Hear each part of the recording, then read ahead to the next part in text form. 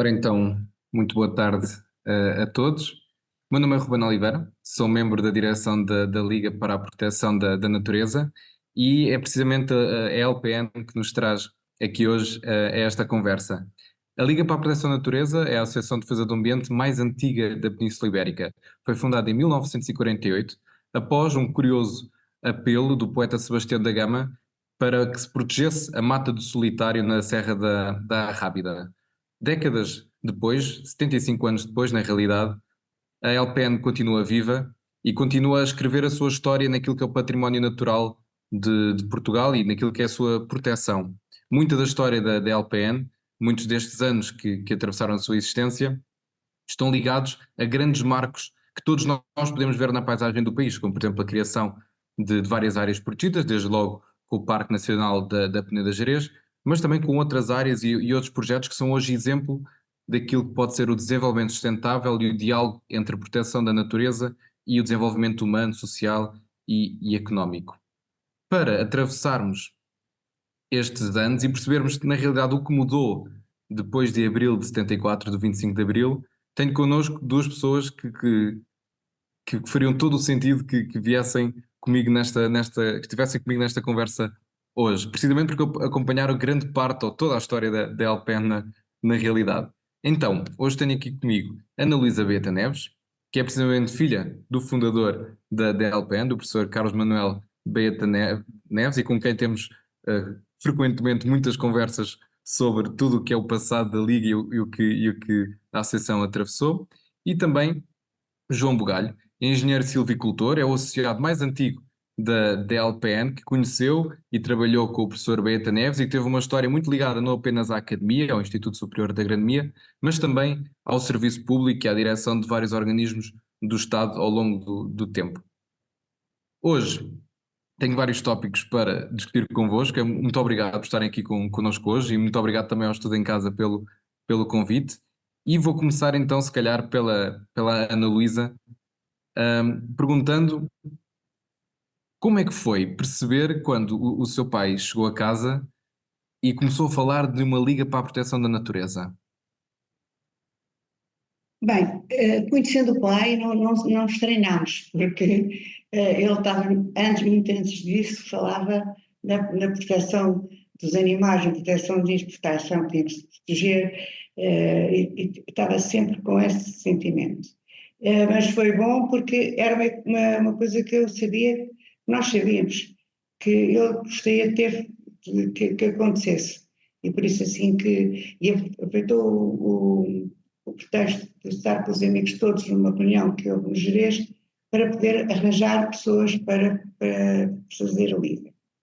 Portanto, foi bom para ele e foi principalmente para ele e foi bom para o país, porque embora a coisa não tivesse tido tanto lançamento como teve depois, sempre havia alguns sócios e sempre se fazia qualquer coisa, mas não tem nada a ver com o que se faz agora, nem o que se começou a fazer, quanto a mim, depois dos anos 70, quando tivemos cá a organização do ano europeu, e aí começou a aparecer mais coisas, começou a aparecer coisas em que as pessoas começaram a participar, porque até lá eu não vi participação em lado nenhum.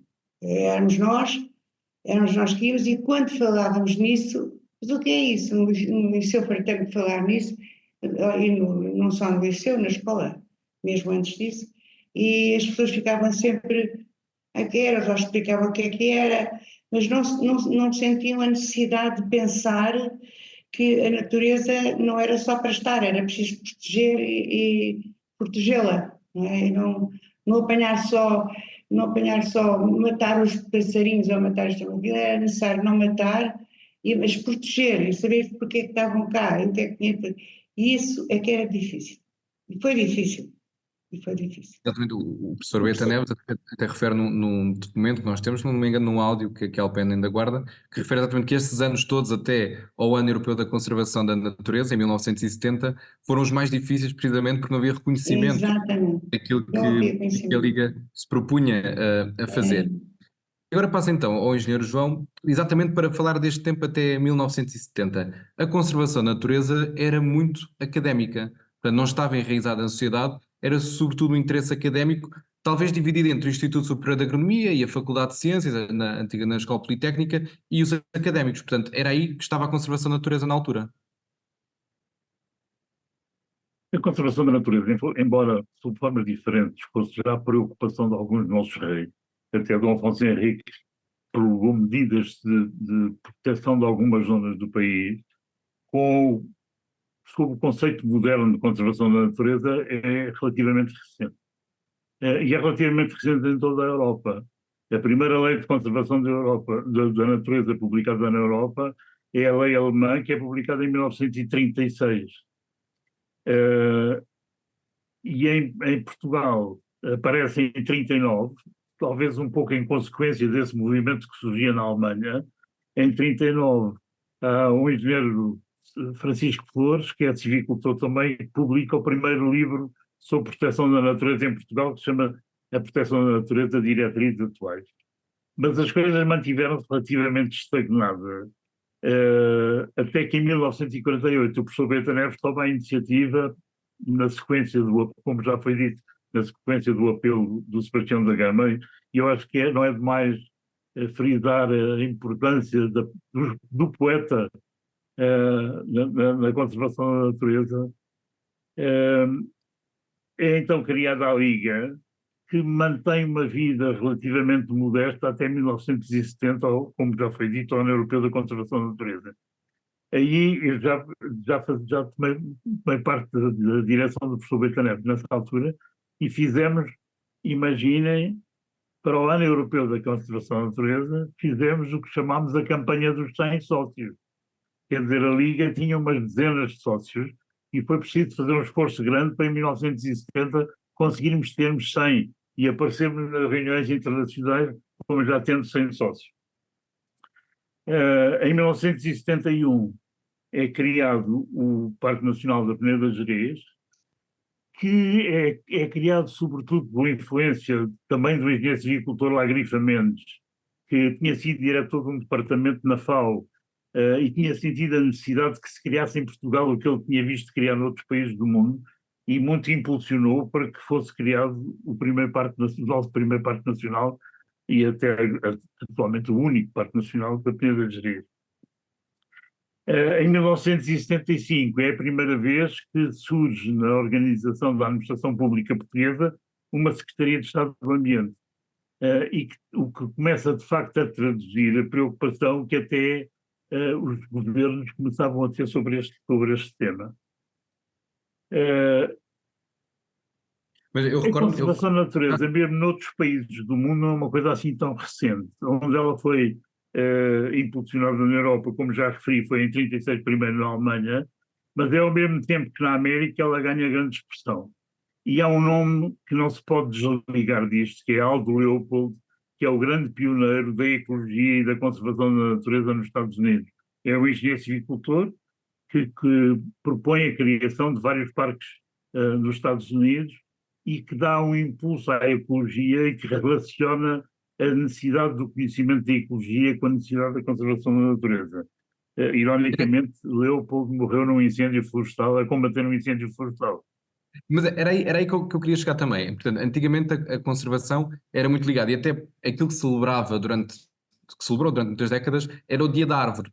Era a árvore acabava por ter um simbolismo na natureza que nenhum outro animal ou qualquer ecossistema em si não tinha. Não existia ecossistema. E as coisas estavam muito compartimentadas, não era? Era a árvore, eram os animais, eram as plantas, e esse aparecimento da ecologia e da relação algum impulso para as pessoas perceberem, ok, está tudo relacionado umas coisas com as outras. Acho que há aí um fundo religioso. A Europa do Sul é católica, a Europa do Norte é protestante. E nos países católicos existe Deus, depois existe o homem, que é o representante de Deus na Terra, e a natureza que está subjugada ao homem. Há uma relação vertical entre Deus e a natureza. No meio está o homem como intermediário. Nos países germânicos, os seres humanos são irmãos da natureza. A natureza é a mãe natureza e os seres vivos são tratados como irmãos. E este conceito traduz-se de formas, naturalmente traduz-se de formas muito diferentes. Há uma relação de domínio do homem sobre a terra nos países do Sul que não existe nos países do Norte. Nos Estados Unidos juntam-se várias formas de ver a vida. Os índios são profundamente admiradores da natureza. Os saxónicos que chegam aos Estados Unidos também o são. Os espanhóis e os portugueses são menos, mas são influenciados pelos que já lá estão. E eu creio que a civilização dos índios nos Estados Unidos tem enorme peso na propulsão que a conservação da natureza teve ali. E tiveram, de facto, a sorte de ter um grande visionário, como foi o Aldo Leopold, que, de facto, depois deu fundamento científico e fundamento até ético e estético às questões da conservação da natureza. Muito obrigado, Engenheiro João Bugalho. Eu queria recuar também agora àquela ideia do nicho, não é? Antes de toda esta noção do Aldo Leopold e do que veio abrir, a conservação estava lá, como estava há pouco a dizer, estava muito fechada no meio académico. E queria perguntar à Ana Luísa, também aqui ligando um bocadinho àquilo que eram as expedições na altura para as antigas colónias, portanto, para os hoje países que ainda possuem ainda a língua oficial portuguesa, até que ponto é que essa parte da academia também, o facto de estar fechada na academia, não ajudou a escudar esta conservação da natureza, esta forma de proteger o património natural, de outro tipo de visões ou duplas interpretações, por exemplo, da polícia política, na altura. Eu recordo-me que a Ana Luísa também referiu isso durante a vida do professor Beta Neves, como tendo sido importante, não é, na sua atividade. Sim, porque achavam, eu lembro que não sei dizer de certeza quem é que falou com o pai, mas sei que o pai foi falar, pode ser com o engenheiro Bugalho, se lembro disso, que o pai foi falar, não sei se foi com o ministro, se foi com o secretário de Estado, não sei que foi falar sobre a Liga da Proteção e ele disse, ui, isso parece uma coisa um bocado revolucionária. Mas quer dizer, não deixou, não proibiu de fazer, mas a ideia era essa, a ideia era um pouco isso. O que eu achei muito estranho, por exemplo, é que o pai fez aquele livro sobre a proteção da natureza numa parte educativa que foi mesmo pedida pelo Estado, e o livro não teve lançamento nenhum, não havia nas escolas, não havia mesmo que houvesse aqui, nós estamos a falar no resto do país, não é? O país não é só Lisboa e Porto, é muito mais. E não havia. E o livro era um livro pequenino, tem o São Francisco de Assis, o Lobo e uma Árvore, e o pai pôs o São Francisco de Assis porque lá dentro tem uma frase de Salazar, e que o meu pai não podia deixar de pôr. Então, em vez de pôr só arte, pôs o São Francisco de Assis, que para ele representa muita natureza. É porque não achava graça que isso tinha que ser. Mas o livro, na realidade, teve muito pequeno uso para os estudantes. Não havia nessa altura. Eu lembro-me que falei sempre nisso. Que aproveitava para falar. E nunca ninguém sabia. Como é que eu ia explicar? Há uma diferença enorme entre essa altura e agora. Agora, quando a pessoa olha para a natureza, do que é que ela nos pode dar, o que é que ela nos vai dar. E antigamente não era essa a ideia. Eu digo na maior parte das pessoas, não é? Não quer dizer que não houvesse pessoas que tivessem essas ideias, mas a maior parte não era isso. Quando via um pássaro, matava o pássaro, quando via qualquer coisa, quando havia um animal, não via o que é que o animal podia trazer para nós, o que é que ele estava aqui a fazer, como é que nos podia ajudar. Havia sempre uma diferença. E acho que agora há essa coisa diferente, é que a pessoa vai passear Há muitos sítios onde vão passear, vão ver as coisas, vão apreciar, vão, têm, têm programas para ir ver isso e vão sempre, e já tem aquela coisa, temos que proteger a natureza, temos que proteger a natureza, que era uma coisa que antigamente não havia. Eu não ouvia, nem na escola, nem com as pessoas com quem me dava. E, por Por isso é que exemplo, a própria diga, educação diga, ambiental, o próprio conceito de educação ambiental o diga. facto de serem dados conteúdos sobre ambiente e sobre conservação da natureza às pessoas é recente. Na altura não havia. Exatamente, exatamente, não havia. No liceu, nas aulas de ciências naturais, ninguém falava nisso. Se alguém falava, era eu que dizia, falava e dizia, é a Liga da Proteção da Natureza, não sei o quê, que era essa mais ou menos que eu levantava sempre o dedo para dizer isso. E depois os professores faziam umas perguntas, mas ninguém falava nisso, não se falava no ambiente, que o ambiente era importante, por isso o pai fez, em 62, parece que foi em 62, A Natureza e a Humanidade em Perigo. E se alguém tiver esses 4 livros e começar a ler, chega à conclusão que as coisas que se estão a tratar agora, o pai já tinha dito. Sim, Isso é que é verdade, e foi uma coisa escrita. A Natureza e a Humanidade em Perigo o pai foi aproveitando. O pai, como não podia chegar a toda a gente, então escrevia para a Comarca de Arganil, para o diário, não é? Que o pai escrevia sempre. E então depois tirou essas coisas, os artigos, punha sempre fotografias e fez os volumes com esses artigos e com outros artigos que. E depois, fora disso, ainda havia as coisas que ele escrevia.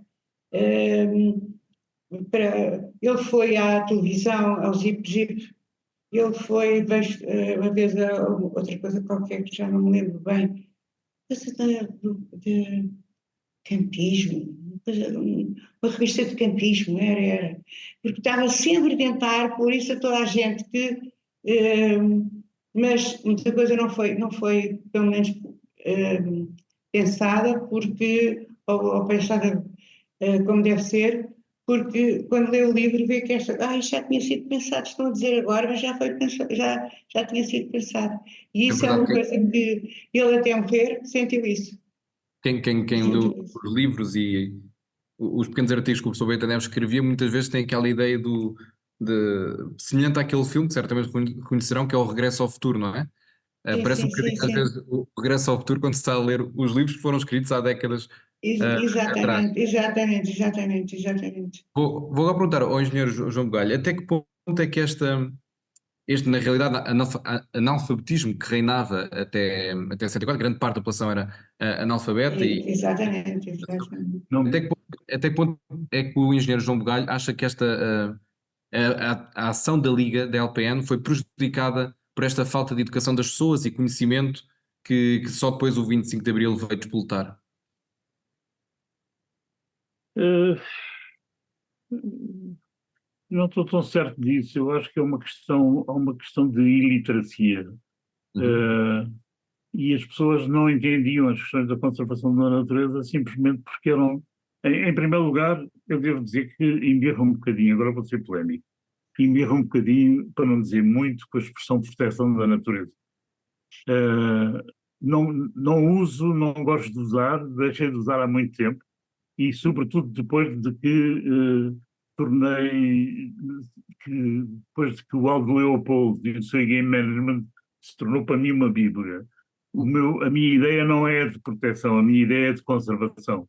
Uhum. O Leopoldo falava no management, land management, e portanto para mim muito mais importante que a proteção é a gestão. Nós quando em casa, quando temos um objeto que queremos proteger, não dizemos que não lhe tocamos. Pelo contrário, limpamos o pó todos os dias, pomos cera, pomos verniz. A conservação é um ato dinâmico, não é, não é uma atitude passiva. Uh, sobretudo hoje em dia, quando a conservação se baseia no conhecimento científico, tem que ser, infelizmente, a ciência normalmente é lenta e os resultados da ciência muitas vezes aparecem tarde demais, porque sentiram-se os efeitos, mas a ciência só conseguiu estudar os porquês depois. Mas eu acho que a conservação tem que ser um ato de gestão, tem que ser um ato de ordenamento, muito mais do que um ato de proteção. Tem que ser um ato de intervenção. Sim, é necessário sempre uma gestão adaptativa, não é? Da conservação, de perceber caso a caso, e isso que diz da ciência também se nota, talvez cada vez mais agora, porque nós agora dizemos todas as crises são urgentes, todas as crises procuram respostas urgentes e a ciência leva o seu tempo. E esta urgência nem sempre se compadece com a velocidade a que os dados são analisados e a informação e o conhecimento é, é partilhado. Agora quero passar para o outro lado do 25 de Abril, digamos assim, porque em 75 a LPN integra e torna-se membro efetivo da UCN, portanto da União Internacional para a Conservação da Natureza, e portanto passa a integrar uma rede mundial com a qual partilha o objetivo último de preservar ecossistemas e espécies ameaçadas, e desde então, desde o 25 de Abril, que a LPN continuou a sua proteção, criando novas áreas protegidas, como a Arrábida, como a Malcata, e é precisamente aqui na Malcata que eu queria pegar para recuperar a campanha do Salvemos o Lince e a Serra da Malcata, porque foi algo que veio mudar o paradigma, não é? Porque passámos de uma LPN com um esforço para ter 100 associados para uma LPN que conseguiu mais de 46 mil assinaturas para preservar uma espécie que ninguém conhecia, ninguém sabia que havia em Portugal. Foi assim mesmo, engenheiro João Bugalho? Ninguém sabia que havia lince e isto foi uma surpresa? O lince é um animal com uma grande área territorial, não é? Um lince tem um território de 25 mil ou 30 mil hectares. Portanto, os linces são sempre escassos. Além disso, como felinos que são extremamente fugidios e dificílimos de ver. Portanto, é uma espécie de um fantasma que se sabe que existe no campo, mas muitas vezes a gente só sabe que ele lá está porque encontra os dejetos ou as pegadas, porque vê-lo não é fácil. O primeiro lince que eu estive perto foi na contenda, e passou atrás de mim, e quem viu foi quem vinha atrás de mim, eu não o vi. Uh, Aliás, no campo ainda só vi um lince. Em toda a minha vida, ver só vi um lince no campo, na Serra do Algarve. E essa a campanha do Salvemos o Lince e a Serra da Malcata veio dizer e mostrar a todas as pessoas que este animal emblemático como o lince que havia em Portugal, as pessoas desconheciam e terá sido esse o fator que levou à adesão massiva de pessoas com recolha de assinaturas para preservar a serra? Eu vou dizer aqui uma coisa que engloba uma certa vaidade. Quando era diretor dos serviços de caça, entendi que devia contratar biólogos, exatamente para estudarem a biologia das diversas espécies, quer as cinegéticas, quer aquelas que pretendíamos proteger. Um dos biólogos que foi contratado nessa altura, tinha acabado o curso de biologia, foi o Luís Palma. E o Luís Palma foi para a Serra da Malcata, e ficou fascinado com o facto de encontrar vestígios do lince e encontrar a presença do lince. E é de facto com esse trabalho do Luís Palma que surge um movimento em torno do lince da Malcata, que afinal fala-se muito do lince da Malcata, mas felizmente existem linces em muitas outras regiões do país sem ser a Malcata. E o que é que a Ana Luísa se recorda desta campanha? Para si, lembra-se na altura do fervor que esta campanha gerou, até nos meios de comunicação, na altura, com a replicação massiva do cartaz emblemático da campanha? Sim, sim, lembro-me e lembro também dessa coisa extraordinária de haver tanta gente a aderir. Lembro, nunca fui à Serra da Malcata, o pai foi com a mãe, mas eu não fui, mas também não vi lince nenhum, mas achei extraordinário nós termos conseguido, e como agora está, tanto lince, quando naquela altura já estava quase em vias de extinção, não é? E, portanto, acho que isso foi importante. E muita Sim. gente não conhecia o lince. Porque foi, quando falava E, no lince, às vezes até andava A propósito da com. Serra da Malcata, eu gostava de incluir aqui um aspecto. Naquela altura em que havia linces na Serra da Malcata, havia linces porquê? Porque havia bastantes pastores que queimavam regularmente mato para terem pastagem, quer para as ovelhas, quer para as cabras.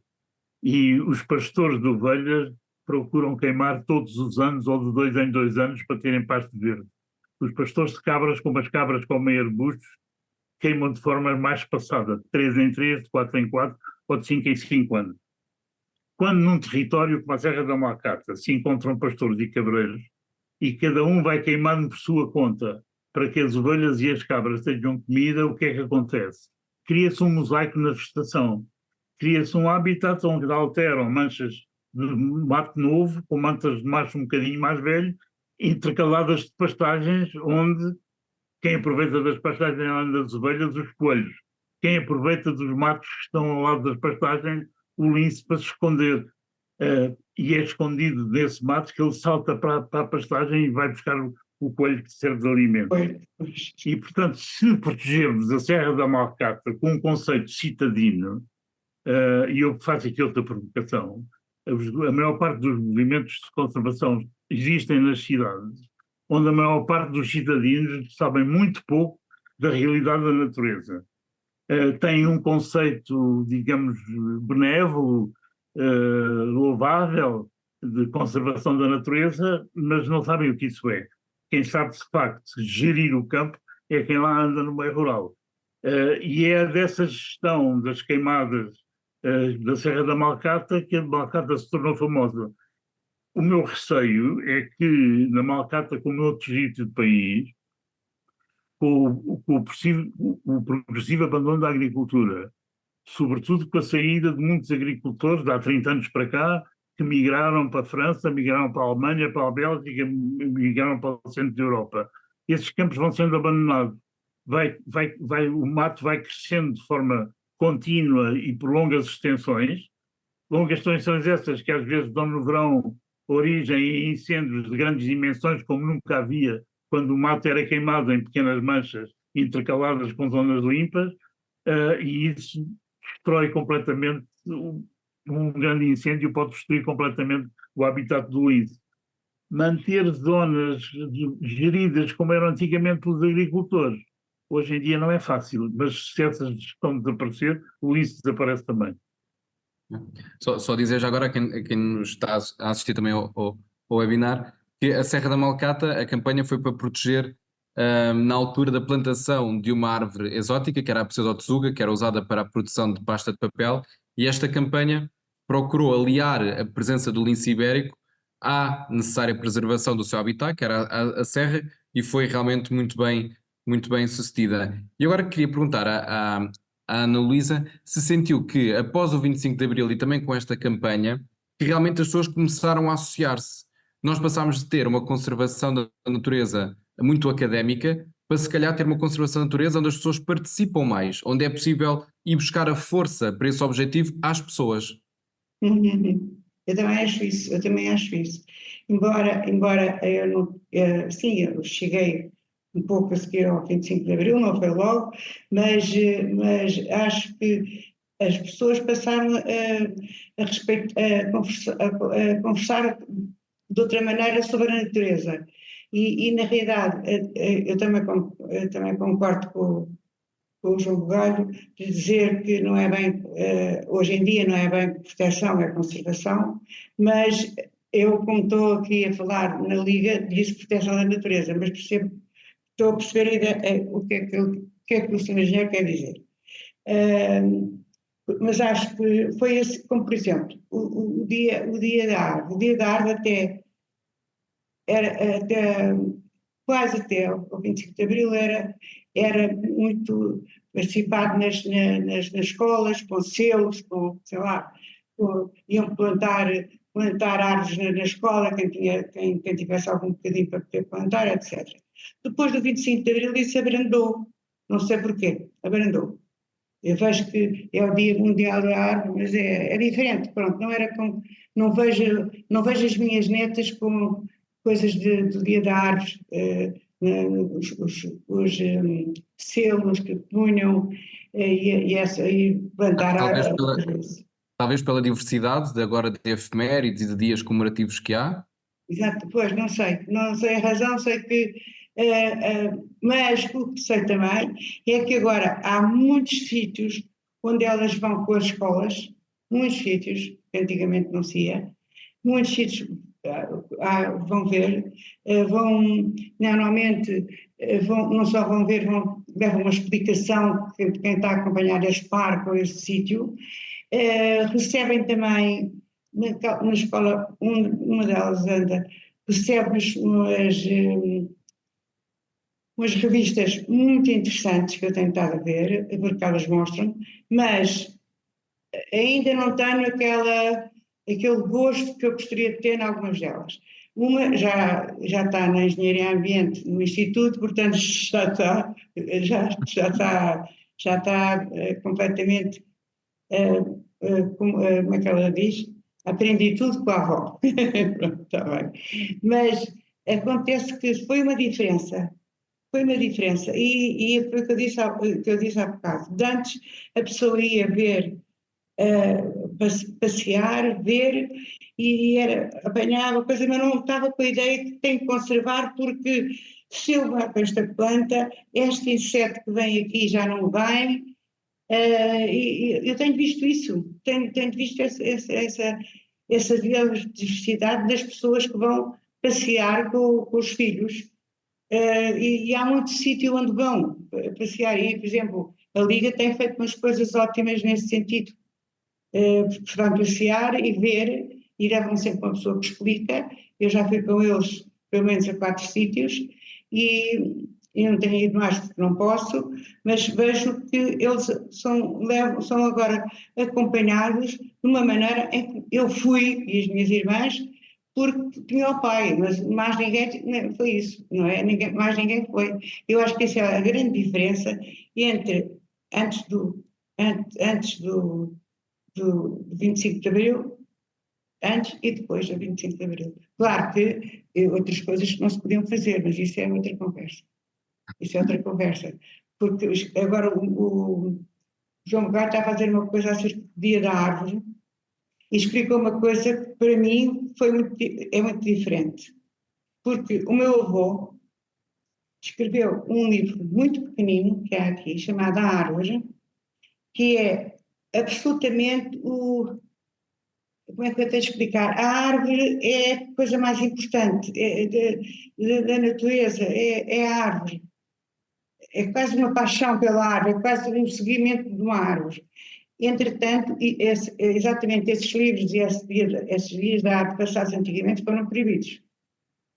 E depois de serem proibidos, mais tarde voltaram outra vez, mas não daquela maneira como era no tempo do avô, com aquele livrinho. Eu sei que o livrinho ainda se vende nos alfarrabistas, mas eu acho que é, para mim, o melhor livro que há, onde se escreve o que é a árvore. É muito pequenino, mas é fantástico. Muito E obrigado, é isso Lídia. que eu acho que é. Queria passar então agora ao Engenheiro João Bugalho para lhe perguntar se o próprio conceito de... Na LP nós temos vários projetos em que o objetivo último é promover uma cidadania ambiental ativa. Portanto, fazer com que as pessoas tenham consciência dos seus atos, as implicações que as suas ações têm, no fundo, na natureza, no património natural, e o que é que podem fazer para controlar o seu próprio impacto. Sendo que até este próprio conceito de ser um cidadão ambientalmente ativo ou com consciência sobre as suas ações e o impacto que elas podem ter no ambiente, também é coisa recente, também veio depois do 25 de Abril e com uma maior abertura da noção de natureza à sociedade. Eu acho que, como aliás há pouco referi, muito mais importante que a ideia de proteção é a ideia de conservação, é a ideia do manejo ativo, da intervenção pensada, racional e, de preferência, baseada no conhecimento científico.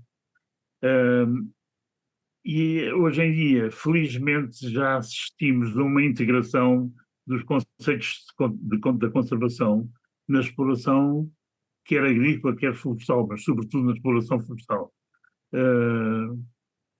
Há muita gente, ouço muita gente falar contra as empresas de celulose por causa do eucalipto, mas as empresas de celulose têm hoje nos seus planos de arborização enormíssimas ações de conservação. e todos os planos de arborização desenvolvidos pelas empresas de flor incluem obrigatoriamente hoje em dia, por vontade expressa das empresas, não porque sejam impostas, mas porque entendem que é um dever cívico, é um dever ético e incluem nas suas áreas de arborização, incluem espaços que preservam, às vezes, grandes áreas que deixam exatamente no estado natural, porque acham que é o dever que têm simultaneamente com a exploração florestal que fazem. E acho que E não, isso é uma modificação grande destes tempos mais recentes. Antigamente não era assim. Uh, Havia colegas meus nas explorações, nas empresas de papel, que pensavam sobretudo na produção de madeira. Hoje em dia, todos eles aliam à produção de madeira os aspectos da conservação da natureza e acho que isso é muito importante. queria lhe perguntar, tendo em conta o pós-25 de Abril, qual é que acha que foi a principal mudança que o 25 de Abril trouxe para a conservação da natureza? Tenho alguma dificuldade em ver as mudanças do antes e depois do 25 de Abril. Não, eu acho que há uma série de coisas que com 25 de Abril ou sem 25 de Abril tinham acontecido na mesma, do ponto de vista de conservação. Se calhar há pessoas que chocam o que eu estou a dizer, mas acho que foi assim. Não foi uma data que alterou neste campo da conservação, não foi uma data que alterou as coisas. É evidente, depois do 25 de Abril há uma maior divulgação de conceitos, há uma maior divulgação de conhecimentos, há maior conhecimento público destes temas, A minha participação. e sobretudo, e aqui há alguma contradição, porque estes movimentos são sobretudo, já há bocadinho eu referi, são sobretudo movimentos da cidade e muitos deles têm muito pouco a ver com a realidade que se passa do meio rural. Portanto, esta dualidade rural versus cidade também é verdade, é algo que se nota muito, até nos projetos de conservação que a LPN gera, que às vezes é muito, por exemplo, o trabalhar uma mensagem para explicar algo a um aluno, como os que nos estão a ver, ou trabalhar a mesma mensagem para explicar a um agricultor, a um caçador, tem são bastante diferentes, explicar a mesma coisa a públicos diferentes. E isso prende-se muitas vezes também com o contexto rural versus contexto citadino em que as pessoas estão e com a sua envolvência e com aquilo que influenciam. E tocou aí num tema que me toca muito diretamente. Eu sou caçador. O Aldo Leopoldo, o maior, o mais conhecido cientista de desenvolvimento da natureza, da conservação da natureza, era caçador, e grande parte dos movimentos de conservação da natureza, quer nos Estados Unidos, quer na América, foram desenvolvidos por caçadores. Sim, aliás, a LPM tem muitos projetos, tem tido muitos projetos, até ligados à conservação do lince, como falávamos há pouco, precisamente de sensibilização, às vezes, das comunidades de caçadores para a conservação, e muitas lições foram retiradas precisamente dos caçadores para a aprendizagem dos técnicos da própria LPN. Há um diálogo muito próximo, porque nós sabemos que a conservação da natureza envolve toda a gente em determinado local, e é muito importante ouvir todos, envolver todos quando queremos um objetivo maior, como a salvaguarda, neste caso, de uma espécie emblemática como é o lince. E agora queria perguntar à Ana Luísa exatamente a mesma pergunta. O que é que acha que mudou mais na conservação da natureza depois do 25 de Abril? Eu acho, eu acho que foi o conhecimento que as pessoas tomaram. Eu acho que, pelo menos, estou a falar não é só aqui, não é só. Também vou para a província, até porque tive 20 anos na província e, portanto, sei muito bem ver a diferença. Na província, por exemplo, onde eu estava, matavam os ouriços cacheiros, porque achavam que. Vi várias vezes, porque achavam que escangalhavam as hortas. Escangalhavam as hortas, os ouriços cacheiros, coitados. E assim uma série de coisas, e tentei, eu, como o meu filho era jovem agricultor e pôs planta estufas com flores, eu quando vinha da universidade ajudava neste trabalho. E fiquei admirada com as coisas que eu ouvi nas pessoas que iam lá, porque na realidade o que eu pensava que já toda a gente sabia, ali não sabia. Porque, por exemplo, ai, esqueci-me do nome. Já não me lembro. Desculpa, mas eu já não me lembro. Não sei. Ai, meu Deus, não me lembro, não me lembro. Peço desculpa. Mas era só a questão de. Era matar, porque destruíam os javalis. Era uma coisa impressionante com os javalis. Coitadinhos dos javalis. Os javalis não serviam para mais nada, só para matarem, porque escangaravam as hortas, porque escangaravam tudo. E isso era no Minho, onde eu estava, e tive 20 anos, não tive só 5, tive 20, e bem vi, e não vi melhora nenhuma disso. Nenhuma mesmo. Nenhuma. Mas, Ana Luísa, é que em 1960 e tal, quando apareceram os javalis em Portugal, considerava-se uma raridade. Hoje em dia os javalis entram pelas povoações adentro Exato. e Pois eu comem as sei, hortas, das eu pessoas sei. dentro da... Portanto, a situação alterou-se completamente. Mas Hoje coitados, o javali em muitos sítios é uma praga, porque de é uma facto praga, pois eu têm sei. que ser caçados com intensidade, porque senão destroem a cultura. Pois, mas ali não havia assim tantos. Quando aparecia um, coitado ali em Ateães, a minha casa era, a quinta que eu aluguei era em Ateães, quando aparecia algum, já sabia que não voltava. E os ouriços cachés, até uma vez passou um, por acaso não foi morto, à noite o Luís vinha de Praga e viu um javali com os filhos a passar, e saí conseguiu fugir porque já era noite. Mas havia assim uma. Não havia esta coisa que eu achei que na, que na província houvesse um bocadinho mais de proteção, não é? De conservação disso, não, de conservação ou de proteção, ou como quiserem dizer. Achei que isso não era tão visto, até mesmo, por exemplo, uma coisa que aconteceu com um cão meu, quando as cadelas estavam com o cio, eles matavam os cães que apareciam. Era esse tipo de. Não se conseguia estar a fazer. O cão também é a natureza, não é? O cão também não é também para se matar. Mas é verdade. E eu, às vezes que falei e que consegui ter alguma conversa, achei que nada que eu tivesse dito tivesse sido compreendido. Mas pronto, estava ali e vi. Mas tentei muita coisa melhorar, mas não achei. Na universidade sim, porque eu estava na biblioteca e às vezes os alunos da universidade em biologia vinham fazer certos trabalhos e para dizer, é um bocado feio dizer, mas eles não sabiam literalmente nada. Os alunos da Universidade do Minho. Quando eu fui para lá em 1982, não sabiam absolutamente nada. E desse tipo de coisa, eu dizia, mas você está a fazer esse trabalho, mas não precisa de ler este, não precisa de ler aquilo. Se o livro estava em inglês ou em francês, eles não queriam. Queriam o livro em português. E eu disse, e disse muitas vezes, se você não vai para o britânico aprender inglês, você não consegue fazer curso nenhum. Porque os livros da biblioteca não são todos em português. Não são, não são. Pois as pessoas não gostam de livros portugueses. Eu disse, não há livros portugueses. Quando eles visitavam o órgão para a ecologia, diziam sempre, mas isto está em português. Olha, está em português porque o meu pai, com a ajuda do professor Bugalho e a ajuda da minha mãe, conseguiu fazer quer dizer, traduzir este livro, porque não havia mais nenhum, e ele foi o primeiro professor a dar ecologia neste país, e ele precisava do livro, senão não havia.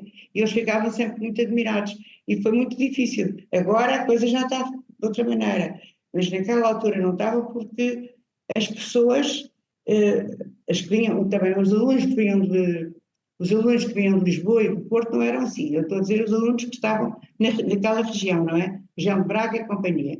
Era o que se passava. Agora já não está assim.